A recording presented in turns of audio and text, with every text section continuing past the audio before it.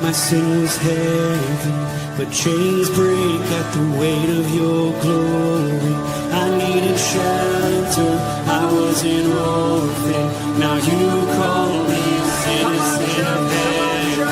When I was broken, you were my healing. Now your love is here and I'm breathing. I have a future, my eyes are open. 'Cause when you call my name,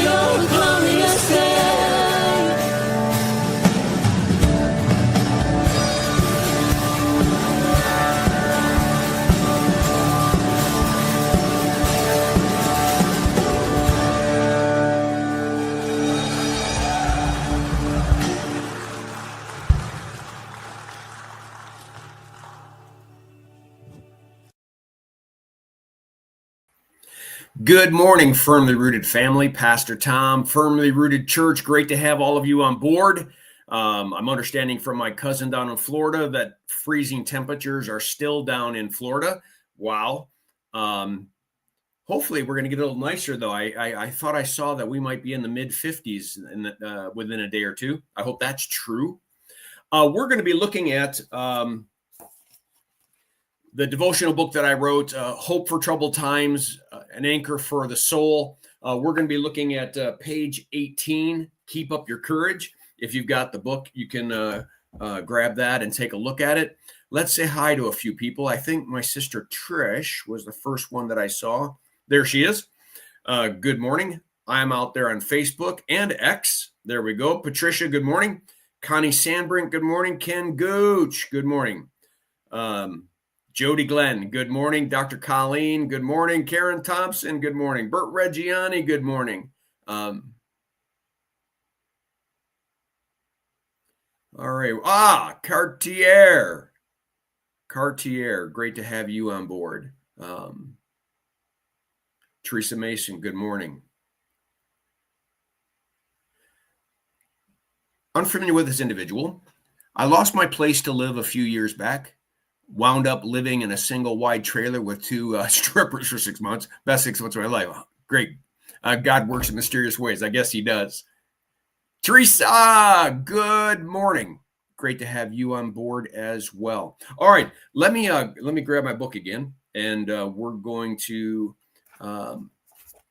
see what I had to say some time ago on the topic of courage.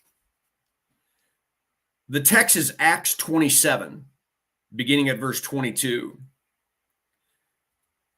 But now I urge you to keep up your courage, because not one of you will be lost. Only the ship will be destroyed. Last night, an angel of the God whose I am and whom I serve stood beside me and said, "Do not be afraid, Paul. You must stand trial before Caesar, and God has graciously given you the lives of all who sail with you. So keep up your courage, men, for I have faith in God that it will happen just as he told me. Nevertheless, we must run aground on some island." All right, here's the devotion. Paul warned the men with whom he was sailing that they should have wintered in the last port they were in, because they were going to face some really tough times on the seas, and much would be lost. Despite his warning, the Roman guard and the captain of the ship decided to sail. Our verses for today catch them in the third or fourth day of a horrendous storm. They've had ropes thrown around the wooden ship to hold it together. They've thrown everything that they could overboard, yet the future looked very dim. The men did not believe they were going to survive the experience. It is in this situation that Paul told the men to keep up their courage. What a futile proclamation in a situation with no certainty. We've all been in situations like this before. Maybe the storm we experienced was not weather-related, rather related to health or business or relationships. Regardless, it is tough to have courage, hope, and faith in uncertain situations. After reading these verses for today, I am forced to ask myself whether the key is the issue of certainty. Paul could make this proclamation unequivocally because he had received a message from the Lord via an angel who visited him. Paul could speak with certainty to the situation because he knew God was in control and had shared with him what the outcome was going to be. Now, maybe God hasn't whispered into your ear via an angelic visitor about what the outcome of your storm is going to be. But is he any less in control of what's going on in your life than on the men of that ship? Before Joshua entered into battle to take over the promised land against the enemies mightier than Israel, God said to him, "Be strong and courageous. Do not be terrified and do not be discouraged, for the Lord your God will be with you wherever you go." The biblical theme is that we can have hope, faith, and courage, not necessarily because we know what the end is, but because we have a loving, gracious God who promises to work out all things to the good for those who and be gracious to him. So keep up the courage today and every day. Peace. Pastor Tom. Hello, Alice. So I guess one of the things I just want to stress here is that distinction that I made about Paul could say all of that with certainty because he had an angel telling him. But today, you and I might be in an uncertain situation. And maybe that we don't have an angel whispering into our ear to tell us that this is going to happen or that is going to happen. So then what does this devotion have to do with our current situation maybe?